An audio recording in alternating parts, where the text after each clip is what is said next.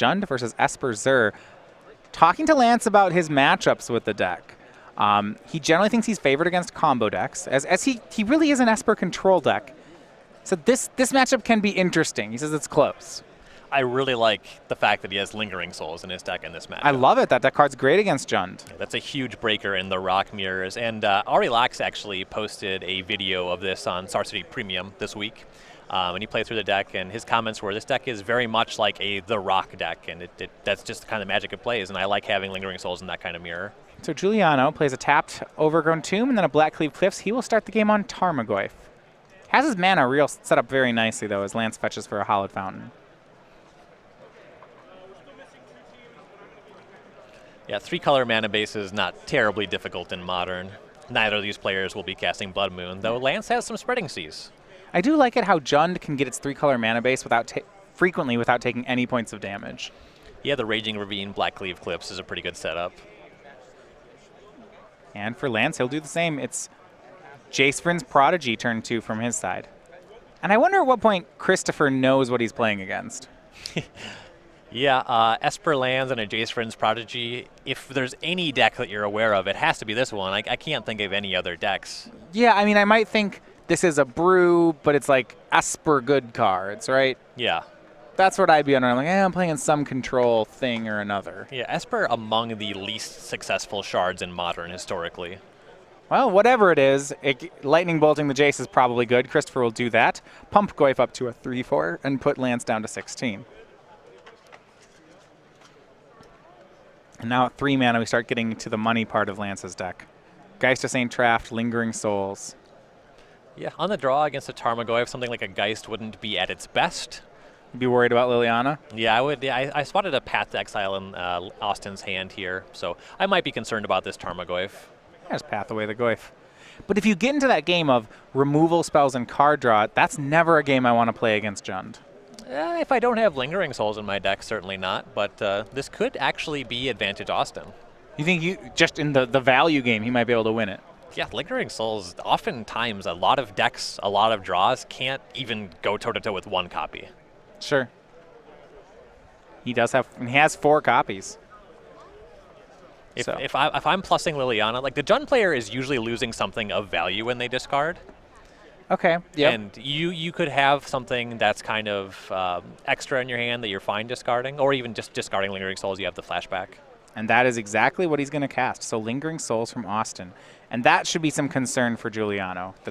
I know this is a card that's great against the Junds, the Grix, the Kolaghan's Commands decks of the world do not want to play against Lingering Souls. Right, and Liliana of the Veil, now with the Spirits are in play, that's not very impactful on this board.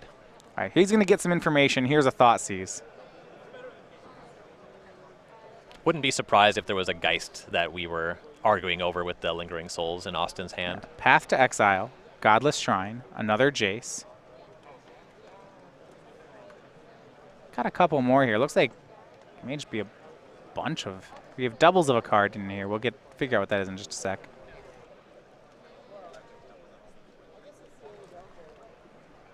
It's the WMCQ Geist, but I'm not sure. I believe it's 2 Geist of St. Trafts. He'll take Path to Exile. Yeah, it looked like the WMCQ promo. Oh, okay, that's why it's not... All right. You don't see that one a lot. Swing from Tarmogoyf. Lance will chump. Goyf's a 4-5. No other plays from Juliano. With this much mana up and no plays, I would assume that something like a Kolaghan's Command could be in Juliano's hand. Or it could just be all Terminates and Lightning Bolts. No real targets for those just yet. We'll see if Lance goes for one of those Geists. He will. Here's Geist of St. Traft. Plays that Godless Shrine tapped. Yeah, if Christopher has Kill Spell, untap Liliana, perhaps. That'd be great. If Juliano just had Removal Spell Liliana of the Veil and just declined to cast it on that last turn because he knows about the Geist, that'd be a very heads-up play. Would be. Now, but there's 2 Geists in Lance's hand, so that doesn't work as well. Yeah, you are just ahead of the one, but maybe if there's also another backup discard spell? I don't know. All right, I can see it. I still don't know if there's enough value to necessarily just decline on passing Liliana. Yeah, just to not cast her. Gianna will fetch on end step, draws another land. He could use a Raging Ravine. This is the point where John suddenly transitions into a beatdown deck a lot of the time. Also, if he has this much mana available and doesn't have spells that he wants to cast, then a creature land would be perfect. Right. See what he can do here. Leave a copy of Maelstrom Pulse. See him moving Black Cleave Cliffs to the front. Maelstrom Pulse is okay against Lingering Souls, depending on how Austin plays out the game. Just cliffs and pass. Juliano flooding out here. And this is a nice one-of here for Lance Austin. It's a copy of Iganjo Castle for the turn. Kamigawa Legendary Land. Yeah, he'll play it. So this one actually works very nicely with Geist of St. Trash. Now, Goyf is unfortunately a 4/5, so it's still too big. But for white and tap, this prevents 2 damage to a legendary creature. Commander players are, of course, familiar with the Iganjo Castle. So here's an attack from Geist. It'll bring along the 4/4 Angel. Juliano says, okay, the Tarmogoyf will block. Juliano will take 4. Surprised if he's just letting the Geist go here. Looks like he is. Geist of St. Trapped into the graveyard. Yeah, I imagine it's time for backup Geist, that being the case. That's a very aggressive. I'm surprised he would do that so aggressively. Flashes back Lingering Souls. But I guess, yeah, he is just getting taken to the air in quick fashion. Plays the backup Geist. Yeah, the game plan is he has so much flyers, getting in these chip shots, the Lingering Souls will be doing a pretty good job of cleaning up. The nightmare scenario is if Juliano has Maelstrom Pulse Liliana. Yeah, so we'll see. There was the Pulse, which we were talking about. That's in Juliano's hand. He gets all 3 souls with it. So not a nightmare scenario, but not a good one if you're a fan of Lance Austin. Yeah, it's not ideal. A swing of Tarmogoyf puts Austin down to 11. Raging Ravine and a pass. So Juliano could have left back that Tarmogoyf to block, but it looks like he's just accepting the terms of the race with that Raging Ravine. Yeah, he cracks back for a ton of damage, though he is on now a 1-turn clock, taking 6. A swing of 6 puts Juliano down to 6. If Juliano is sandbagging a Terminate, you can take care of the Angel on a potentially lethal attack on the following turn. Okay, so from Austin, here's Jace. Also legendary. Iganjo Castle Jace does work too. Can't lightning bolt that one. Huh. That's actually pretty neat. Yeah. I like that. I do like that a lot more than I like the Geist interaction, actually. Yeah, the Geist interaction is pretty much blocking Pyroclasm, Anger of the Gods. Yeah, I like that stops lightning bolt. All right. Well played.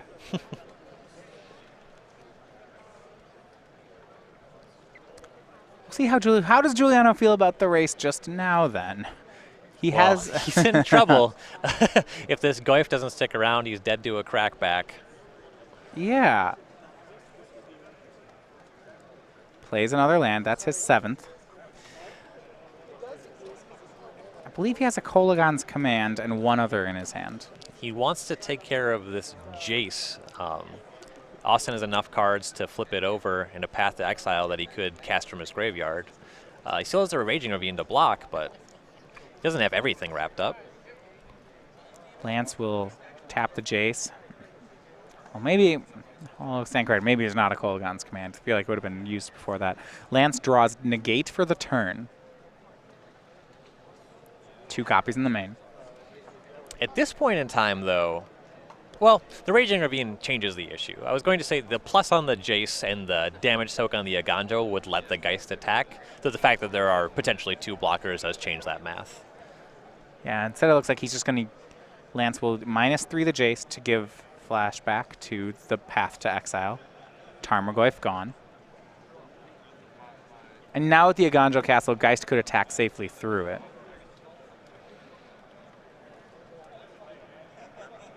I think there might be another path in Austin's hand. That's pretty good. Here's a swing. Makes an Angel token. Juliano will activate this Raging Ravine to block. And no block there. Lance is going to go ahead and path. There is a Kolaghan's Command in Juliano's hand, but he's going to go ahead and scoop it up, so we're on to game 2. Yep, Command doesn't deal enough damage to kill the Angel token. The attack's lethal on the table. He would need to have Terminate or Abrupt Decay. So I guess Juliano was never able to K-command away the Jace because of that Iganjo Castle the whole time. Right. Same as Lightning Bolt thing. Right. So little hidden star there in the game. Iganjo Castle giving Lance the Planeswalker to flash back the Path to Exile. Yeah. All right, game 1 to Lance Austin with Esper Zur. So go ahead and look at the sideboards. Let's start on Christopher Giuliano's side. So he hasn't seen Zur, and he hasn't seen Steel of the Godhead. If you're in Giuliano's seat, you probably just think you're playing against Esper Control, which isn't all that wrong anyway. Well, the question is, how much does Christopher Giuliano pay attention to the results of modern classics? Well, all right, let's look at the sideboard. What might be good here? We have 2 Knight of Souls Betrayals, 2 Ancient Grudge, 1 Shatterstorm, 2 Grafdigger's Cage, 2 Fulminator Mage, 1 Kitchen Finks, 1 Courser of Krufix, 1 Grim Lavamancer, 1 Duress, 1 Huntmaster of the Fells, and a Pulse of Marasa. I'm inclined to believe that Lingering Souls is good enough against Jund that I want to have Knight of Souls of Betrayal coming in out of the sideboard just because my opponent has Lingering Souls. So that wouldn't surprise me. Fulminator Mage is usually pretty good against any 3-color mana base. You could blow up, like an Iganjo Castle.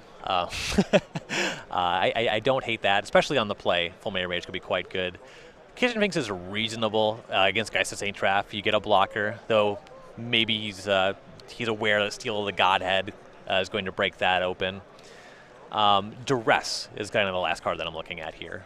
Well, even if you assume you're playing against a control deck, Duress is a pretty good card here. I wouldn't be surprised if he did that. Yeah, just based off what was seen in this game, Duress is certainly going to be strong. On Lance Austin's side, I'm always looking for good 3-mana enchantments, but he's just being so correct about things, 1 Phyrexian Arena. All right, there we go. Big fan. 2 Engineered Explosives, 1 Steel of the Godhead, 3 Leyline of Sanctity, 3 Timely Reinforcements, 2 Rest in Peace, and 3 Stony Silence. So for sure, in any kind of mid-range mirror, I like the Phyrexian Arena. There are some cards that kill it, but I do still think it's pretty good. This is the kind of grindy matchup you want the Arena for. You could bring in Engineered Explosives as well, answer to Tarmogoyf. I like that. The other card that kind of answers Tarmogoyf in the sideboard here is Rest in Peace. I've had a lot of Rest in Peace tasked against my Tarmogoyfs in Legacy. They're all kind of stuck at 0-1. The fact that there are Abrupt Decays, Maelstrom Pulse, it's probably less good in this format, but a Miser's Rest in Peace in my Zur deck against a Tarmogoyf deck, I think I'm all right bringing that card in. There's some argument for Leyline of Sanctity. You can't get hit by Liliana of the Veil, which would protect your Geist of St. Traffs, and also blocks against discard spells out of the Jund deck. So Leyline of Sanctity is also a reasonable card to bring in. It's interesting. Yeah. Interesting to see what he goes for here. I really like in this deck design the fact that cards like Rest in Peace and Stony Silence get to be in your sideboard and are suddenly tutorable with a card like Zur the Enchanter.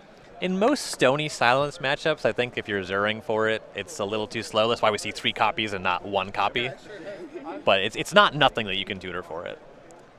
So actually getting ready here for game number 2, Lance Austin, Christopher Giuliano. And if you haven't had a chance to make it out to an SCG Open here in Season 2, it means you haven't had a chance to get one of our tokens here in Season 2. And remember, these are the invitational tokens made in the likeness of the winner of each invitational. Now, our Season 1 winner was Ann Arbor's own Max McVitie, winning that one with mono white humans, really putting the deck on the map. He chose to make the Clue token, as it was the only token in his deck, with Thraben Inspector, cards like Bygone Bishop. So, if you haven't had a chance to get this token, this is given away at all opens here in Season 2. So it started back right after the Columbus Open, and it will be going all the way through the Syracuse Open,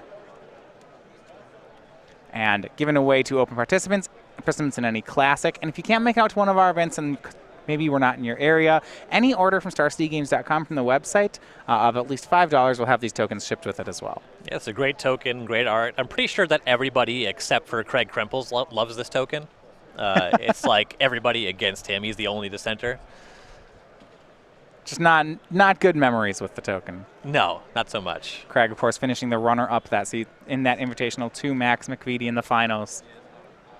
Some great top 8 play there from Krempels, defeating Logan Mize in that top 8 as well. Yeah, in a collected company mirror, no less. Yeah. Came to his house and kicked in the door.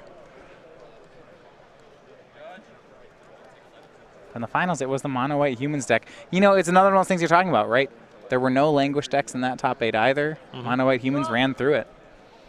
Yeah, this was a little before green-white tokens. This was back when Banned Company was the deck people were concerned about being too good.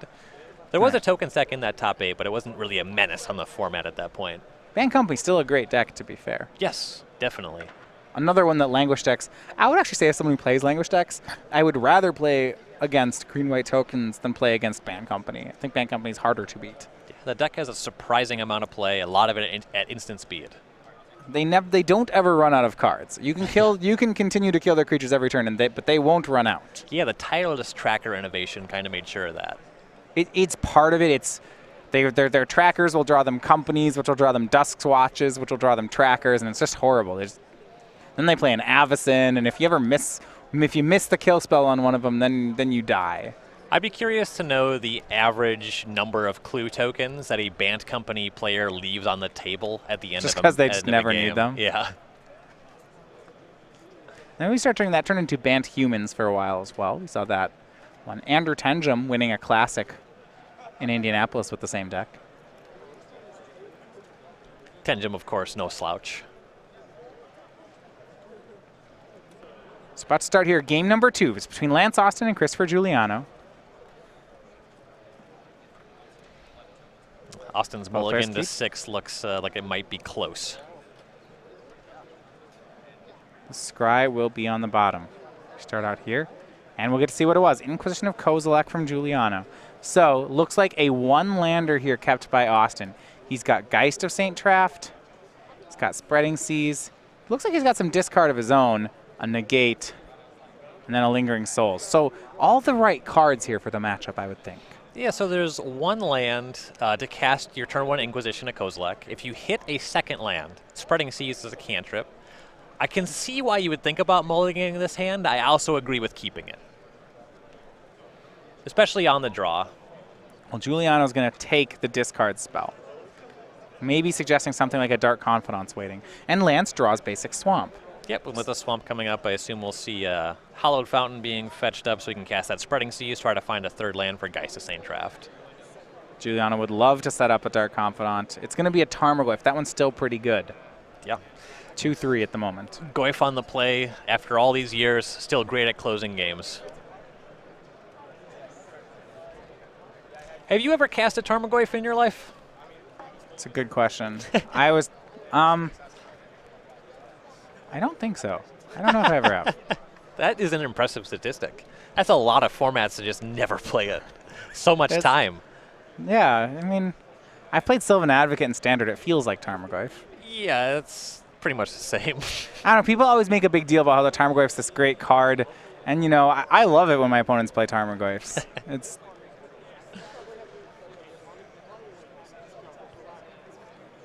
Spreading Seas from Lance Austin. We'll see, he'll decide to take Juliano off of green mana as he hits Overgrown Tomb with it. Yep, I like that. The only answers to enchantments in Juliano's deck cost green mana. Sure. Here's a swing by Tarmogoyf. Austin down to 17, evens it up. Here's the Dark Confidant from Juliano, but the land is missed. Unfortunately, an Esper deck is sort of least well positioned to potentially punish this. There's no non-Path to Exile removal spell outside of Detention Sphere. Also, Lance missing his 3rd land as well, so now the Dark Confidant will go to work. It flips a Lightning Bolt, then Juliano draws for the turn. Lance has picked up at least a 2nd copy of Negate, perhaps a 3rd. Yeah, those Negates really aren't going to be terribly good when you're this far behind on board and also stalling on lands. It looks like Juliano has another Overgrown Tomb in hand, so we'll be right back on green mana here. There we go. Juliano down to 14 for that land, but you're absolutely right. And he will cast Maelstrom Pulse on the Spreading Seas, and Lance will negate. Well, the idea here, more than anything, I believe, is to get Enchantment in the graveyard to give the Tarmogoyf +1/+1. Right. Instead, he got instant, so it still worked. Right. 5 damage to Lance. He's down to 12. And Island the draw for Lance, so he now also gets to play. Geist, Negate, Lingering Souls, all in his hand. So, have you ever cast Geist of St. Traft? I have cast Geist of St. Traft. So, you're probably aware that it's much worse as a blocker than an attacker. Yeah, you don't... Right. We don't have time for that here. So it's a Watery Grave is the the play. Lance goes to 10, casts Lingering Souls. Or no, you went with Geist. And he's this racing is back. Not an ideal flip as the Dark Confidant shows Liliana of the Veil. Yeah, I mean, it does 3 damage. I like that part, but I don't like the part where it kills the Geist, and that's what Juliano's going to do. Geist is in the graveyard. Creature now added to the mix. Tarmogoyf grows to 4, and Lance goes to 4. Very precarious situation. Austin is drawing slim or dead here.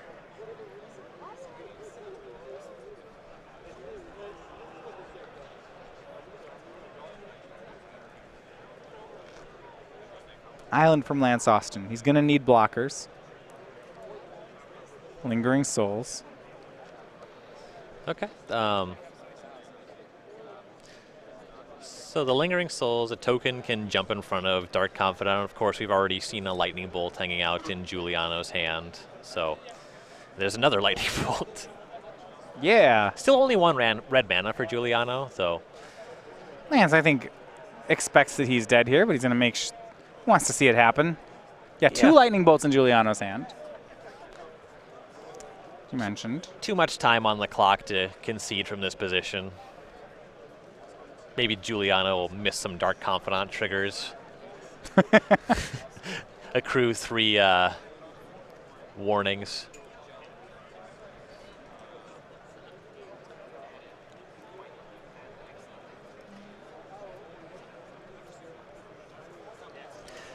No. Yeah.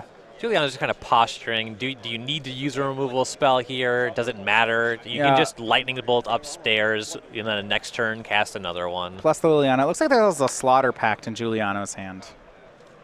He's kind of debating if he wanted to slaughter through a Bolt and Slaughter Pact here.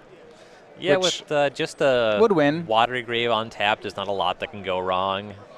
I imagine he'll go for it, but he's going to go ahead and plus the Liliana first. So there's the Bolt, there's the Slaughter Pact, there's the swing, on to game 3. You know, this spell that you're probably thinking about there is Dispel. That's why you lead on the Bolt over the Pact. You would prefer that the Pact was hit by the Dispel. Right, because then you don't have to pay for it. Right. Makes a lot of sense. Yeah, but there was a lot that had to go wrong for Juliano to lose from that position. So it's always good not to rush through things like that.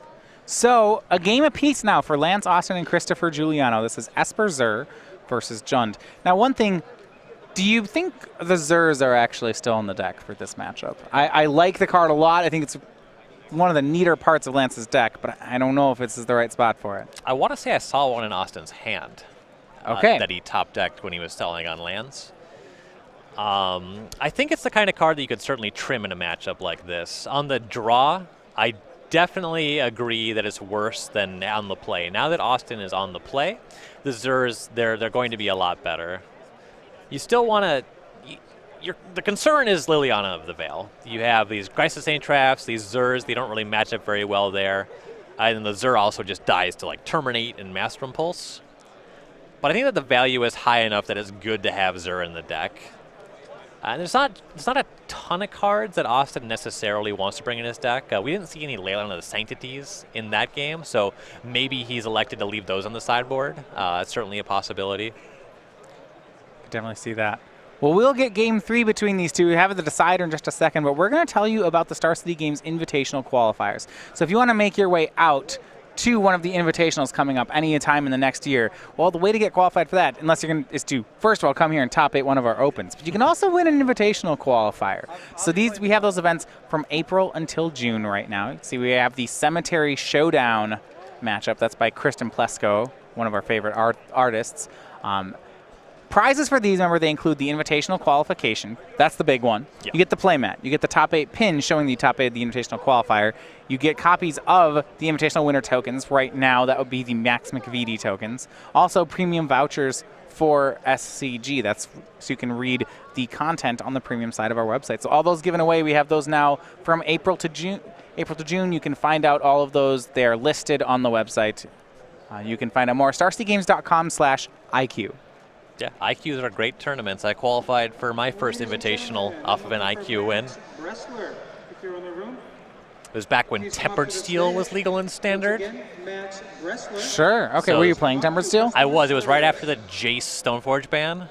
So, like, Cobblade wasn't a good deck anymore. I played It was in an actually event. still a good deck. It was but still yeah, a playable deck. Yeah, I Yeah, played against it in the top 8 of that IQ. which is kind of hilarious. Troy Thompson was playing it. Okay. Local heartthrob and Magic player Troy Thompson in the Minnesota area. The air conditioning went out and it was like 90 degrees that day, so like tempered steel was a great choice because I didn't have to think. You get to walk outside immediately after all your rounds. Like, Yeah, I just turn creatures sideways, they die or they don't.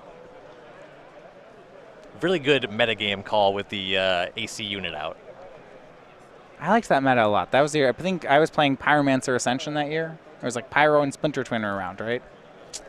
Because the Twin Blade deck was kind of like the emerging best deck right around the Jace Stoneforge ban. Right. Yep.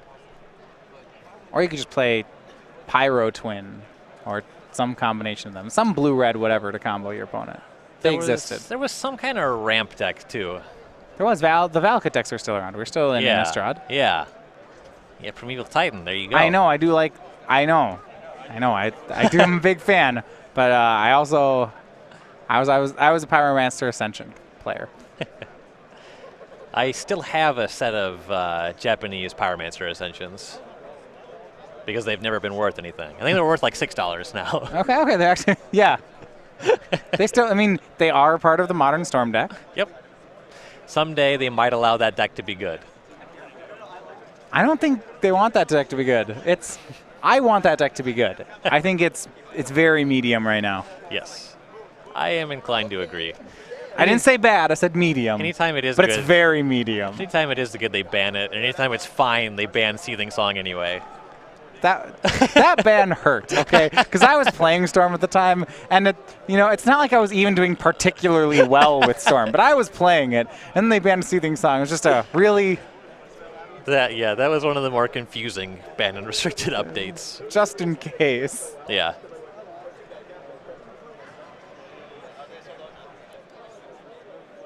Lance on 6 for the second game here. Second time in a row. He'll start on Creeping Tar Pit. And for Juliano, it will be Inquisition of Kozilek. And now we'll get to see all lands and Zur from Lance Austin. And now we see the real power of Zur the Enchanter. He can't be hit by Inquisition of Kozilek. So if you haven't seen this card, and we haven't seen it yet, a flying 1/4. When it attacks, you may search your library for an enchantment with converted mana cost 3 or less and put it into play. If he ever gets to hit with that, it's huge. The things he will get among them are Spreading Seas, Steel of the Godhead, Phyrexian Arena out of the sideboard. I think that, and then Thassa, God of the Sea. There's some argument for one copy of Rest of Peace specifically to turn Tarmogoyfs into permanent 0/1s.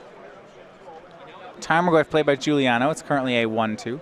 Lance just playing lands, all the up to 4. I can see why you wouldn't want to go to 5 against a Jund deck, especially, the odds of a turn 1 discard spell. It's like no collection of 5 cards that has a reasonable shot to beat Jund. Yeah. And he's got to know that his Zur is almost certainly gonna die. You see Maelstrom Pulse and Thoughtseize in Juliano's hand. He also has a Fulminator Mage. Okay, yeah, there's a lot of ways this isn't working. Abstractly, it matches up poorly against the hand, given the fact that the hand has a bunch of lands in it. At the same time, though, it really pushes Austin off of the only spell in his hand. It also pumps Tarmogoyf into a 3/4. Yeah, creature and land added to the mix. Yeah, he was debating between Thoughtseize and Fulminator Mage. Eventually went with the Thoughtseize, and Lance is going to respond here by cracking a fetch.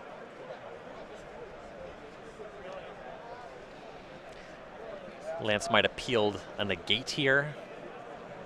As for why he's fetching right now, well, I would like that if he gets negate. One thing is that Christopher's line here was not mana efficient. yes. And negating the play would punish it pretty hard. He's going to go ahead and path away the Tarmogoyf, and then Zur will get Thoughtseize, showing a grip full of lands. All right, that makes sense why he fetched in response. He didn't have white mana yet. So it wasn't a 3-mana spell. I'm all caught up. All right. What Lance really wants to do is just top deck every copy of Lingering Souls in his deck in order. Just a parade of Lingering Souls. Well, they're less good now. Grafdigger's Cage from Juliano. The draw from Lance Austin, another copy of Path to Exile.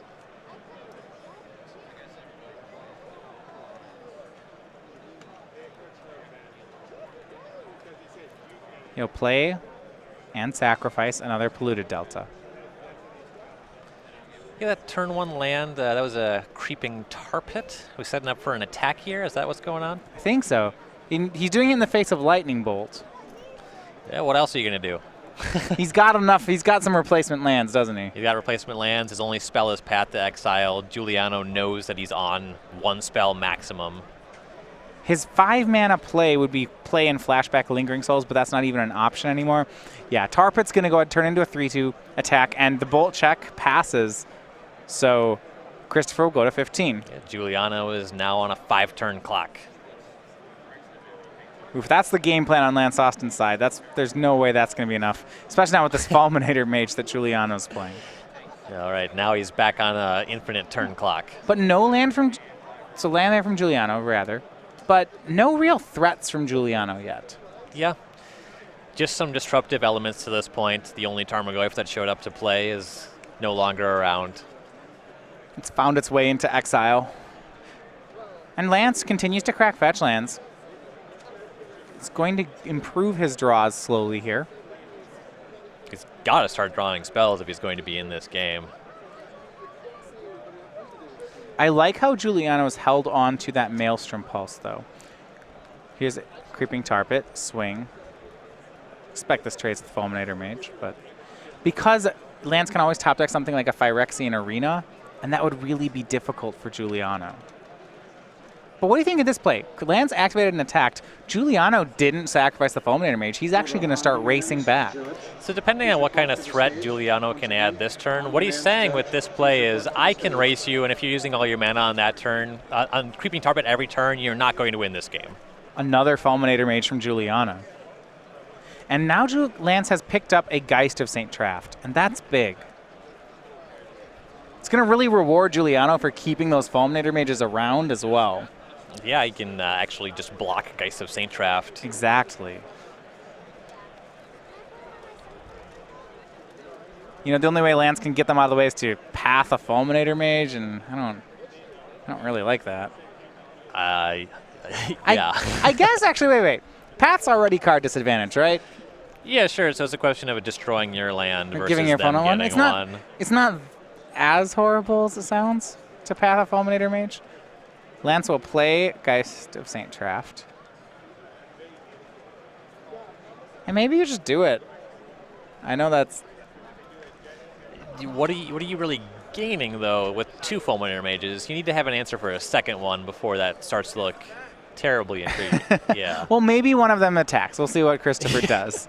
He'll start with an Inquisition of Kozilek. Well, that'll force the action. There was a Path to Exile in Lance's hand, but he didn't have white mana. The lack of action, yeah. Yeah, he only had the 1 white mana to that point, and the Godless Shrine, playing that untapped, it'd be a little aggressive. And Christopher will pass, leaving back both blockers. Negate drawn for Lance. He can at this point, if he activates Tar Pit, I would imagine that would force the issue. Yeah, with the Geist in play, it'd be very surprising to see Juliano continue to take damage. You can take a couple chip shots because Austin is an Esper deck. There's no red mana. There's no real reach outside of the Geist, but the Geist has showed up to play. Just Creeping Tar Pit swings. Now, you might wonder what Lance is waiting for to get this Geist of St. Traft, and keep in mind that he actually plays, in his 75, 2 copies of the card Steel of the Godhead, where you top deck him to be pretty big here. This is something he can find with Zur, and that's also something that's completely insane on Geist of St. Traft. Makes the creature unblockable, lifelink, and a 4/4. A decent card in Shadowmoor Limited. That's actually the current Flashback format. I've been playing a lot of it. This card's very good. The secret of Shadowmoor was to draft a monocolor deck with a bunch of hybrid spells. Yes, it's a hybrid set actually encourages monocolor. So Christopher actually opted to Lightning Bolt away the Creeping Tar Pit, keeping both his Fulminator Mages in play. Yeah, he wants to be able to leave up these blockers for the Geist of St. Traft and continue to apply pressure. So he saw the Lightning Bolt as less effective on that plan. The Lightning Bolt doesn't really do anything against Geist. More importantly, Christopher finally did hit a Tarmogoyf that turn, and that's going to play very well. So now he can start attacking And in a big way, the Goyf is a 4-5, and both the Fulminator Mages are 2/2s. Yeah. And with Juliano at 11, I wouldn't even hate attacking with all of his creatures on this turn. He's going to leave back 1 mage, but he attacks for 6. Lance Austin takes the full damage, goes to 7, and draws. It looks like 2 more lands in Austin's hand. Ladies and gentlemen, in this That's an awful lot of them. He's got 7 now in play. 1 has hit the yard. I'm thinking about it more. I actually think that I would have preferred to attack with the second Fulminator Mage as well, because that way Lance either has to block or go to 5, at which point the Steel of the Godhead does not gain him enough life to survive the next attack. I'm not sure Juliano's going to be playing around Seal of the Godhead, but I like where you're going with it. Fulminator, so Geist now swings. Juliano goes to 7. Other to 8. Fulminator trades with the Geist. Seal of Fire. That will be negated. But Enchantment is in the graveyard anyway. That puts Goyf up to a 5. That plus Fulminator Mage should be enough. Lingering Souls for Lance. Lingering Chump Blockers shows up. Yeah, Christopher attacked before casting Seal. So yeah, Lance at 1. Here's Maelstrom Pulse for the blockers, and match will go to Christopher Juliano. With Jund, he defeats the Esper Zur deck in 3 to stay undefeated. So I will grant that I am not 100% on Esper Zur's matchups across the modern format. I will say that given those mulligans, particularly the hands that Austin was kind of stuck with, I don't know if that was necessarily indicative of that matchup.